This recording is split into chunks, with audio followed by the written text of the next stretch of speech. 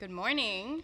Good morning. My name is Marena McGregor, and I serve as your Director of Religious Education and use she, her pronouns. Today is our annual kickoff for RE, and I'm so excited about all of the wonderful activities that we've planned this year. So I really hope that you stick around after service for what I like to call is RE for me, high tea.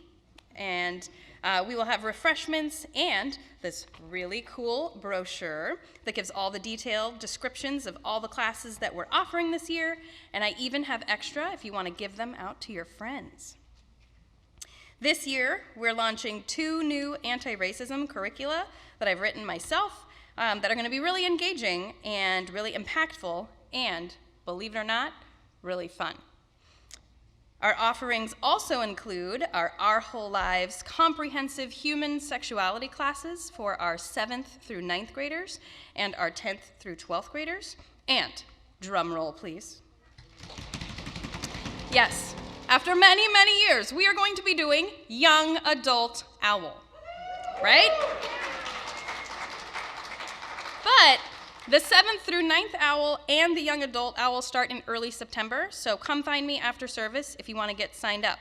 And actually, Liam, parents, we have a QR code, so you could scan in just a second. Yep, you could scan that code right now and start signing your kids up for religious education. So pull out your phones and start signing your kids up. Okay, now, in all seriousness, you may be thinking, enough with the sales pitch, Marena. What is my kid actually going to get out of participating in religious education? Our religious education program is transformative for people of all ages, especially teachers and volunteers, just saying. It's a place that's rooted in community, that centers around love and compassion. It's a place where growth and learning always comes from the heart. The relationships that form here will be some of the most important and foundational relationships of your life, no matter how old you are. I'm 31 years old, and I grew up in this congregation. I participated in this religious education program, which I think makes me uniquely qualified to sing its praises. I've had some of the best memories, the best mentors, teachers, Kevin Shea, friendships from within this community. The lessons that I've learned within these walls have exceeded far beyond the confines of our classrooms. There's not a day that goes by in my life that I do not think about the ways that my UU identity has shaped literally every facet of my life. Within these walls, I learned to embrace my ever-evolving values. I learned that it's okay not to have all of the answers.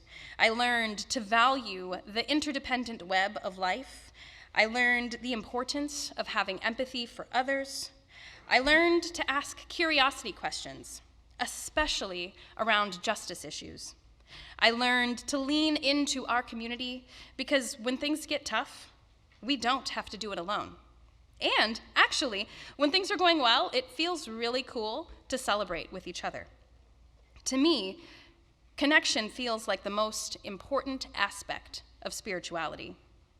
Now, I want to share a video with you of a call to worship that I did in August of 2018 that I feel expresses my deep appreciation for this program.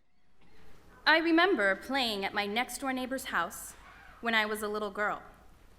One of our favorite pastimes was to play with her dollhouse. We would spend hours reenacting moments from our daily lives, fantasizing about the future, and making up stories that were entirely ridiculous. Our fantasies in that dollhouse were painted in pinks and whites, not unlike her actual home. White dolls representing white families, just like every other dollhouse that I had seen up to that point. For Christmas one year, my grandparents bought my younger sister and me a dollhouse. But this dollhouse was different from all of the other dollhouses I had seen in my neighborhood. This dollhouse came with wooden furniture in a variety of earth tones and came with dolls that represented a variety of nationalities and actually even a variety of ages. I mean, of course, Grandma had to buy me a grandma doll. And here's Grandpa. Kind of looks like him, doesn't it? When my sister and I played with this dollhouse, I often chose to play with the doll that represented Asian ethnicities. And in my role-playing games with my sister, this doll could have these parents, and these grandparents, and these friends. And it didn't matter what color skin they had. This dollhouse was a place where many ages, ethnicities, and backgrounds were equally represented. The fantasies in this dollhouse were painted with many brushes and many palettes, and it was a safe place for my sister, our friends, and I to learn, to grow, and to explore together. The feelings that I had when I played with that dollhouse are the same feelings that I have when I attend this church. This is a welcoming community that strives to embrace diversity and provide an engaging space for people of all ages and colors.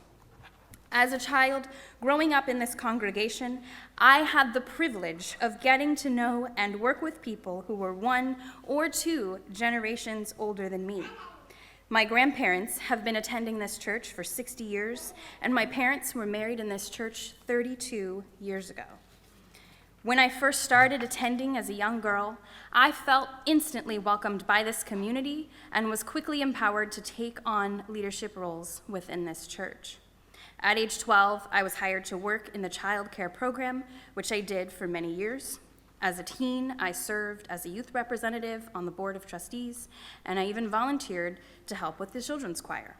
Now, 15 years later, I supervise that same child care program, I assist in RE, and I run the children's choir, and am now the lead youth advisor of the high school youth group. I say all of this. Thank you. I say all of this not to tout my own successes or accomplishments, but to highlight the opportunities that were afforded to a little girl and later a young woman of color. I also used my achievements to illustrate the vital support I received from this congregation. I now have the opportunity to pay it forward. As a leader in this community, I have the chance to offer those same opportunities and support to any person seeking a role within this congregation. Meanwhile, I have the privilege of continuing to grow, learn, and explore with this community. However, opportunities are only the beginning. There is still a lot more work to do, and I really do mean a lot more work. But I am still proud to be a part of this community that is striving to be welcoming of all ages and striving to be exuberantly multicultural. Much like my childhood dollhouse, this church feels like an extension of my home. This is where 3 generations of my family come and worship simultaneously in a safe place where people of all ages and backgrounds can come together. I will be forever grateful that my parents and my grandparents made a concerted effort to normalize diversity in my home. And I will be forever grateful to this church for making the continued efforts to normalize diversity in our community. And in that spirit of family and community, come, let us worship together.